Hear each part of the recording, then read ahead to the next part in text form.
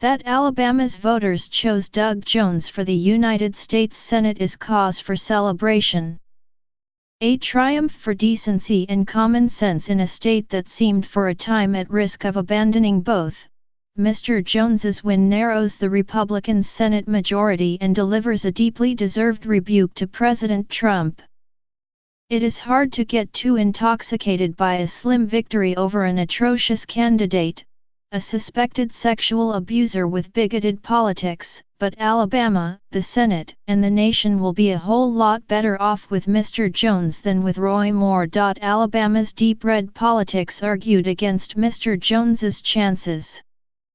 A former federal prosecutor, Mr. Jones won convictions of 2 Ku Klux Klan members for the 1963 bombing of Birmingham's 16th Street Baptist Church that killed 4 girls, and no Democrat had won a Senate race in 2 decades. But a report in the Washington Post in which 4 women accused Mr. Moore of sexually harassing or abusing them as teenagers turned the race into a close contest. Mr. Jones's victory came thanks to overwhelming support from Alabama's African American voters. Mr. Jones received support from various luminaries, including Barack Obama, as well as an unexpected assist from Alabama's senior senator, Richard Shelby, a Republican. "I couldn't vote for Roy Moore," Mr. Shelby said. "The state of Alabama deserves better. Maybe it shouldn't count as statesmanship to oppose a cartoonishly unfit candidate, but during the degrading and hyper-political Trump presidency, it does. Mr. Moore's campaign has been a shame for Alabama, one of the nation's poorest states, whose need for better-paying jobs, health care, education, and infrastructure he almost entirely neglected. He did not abandon the race even as the sex abuse charges multiplied.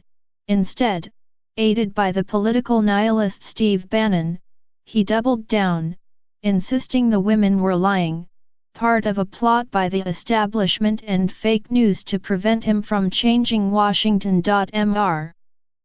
Moore was twice removed from Alabama's Supreme Court, once for flouting a federal court order to remove a Ten Commandments monument that he'd commissioned for the court building, later for ignoring the United States Supreme Court's protection of gay marriage by ordering Alabama probate judges not to issue same-sex marriage licenses, saying it was their ministerial duty.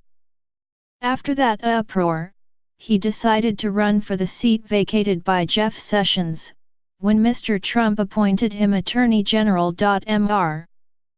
Moore repulsed many Alabamians even before the campaign.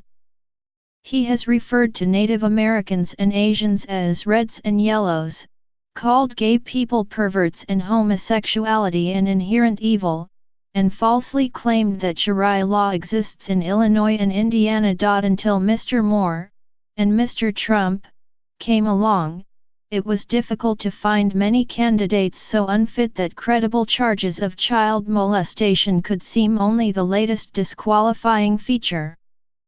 Their popularity underscores some Christian conservatives' seeming determination to apply the law, constitutional or moral, only to their opponents. Some Republicans have taken to describing Mr. Moore as a type of biblical plague visited upon them. That ignores the complicity of a party in thrall to its extremists. At every pivotal moment, Mr. Moore was aided by party leaders unwilling to take a united, moral stand against him. "Roy Moore will always vote with us," Mr. Trump tweeted on Election Day.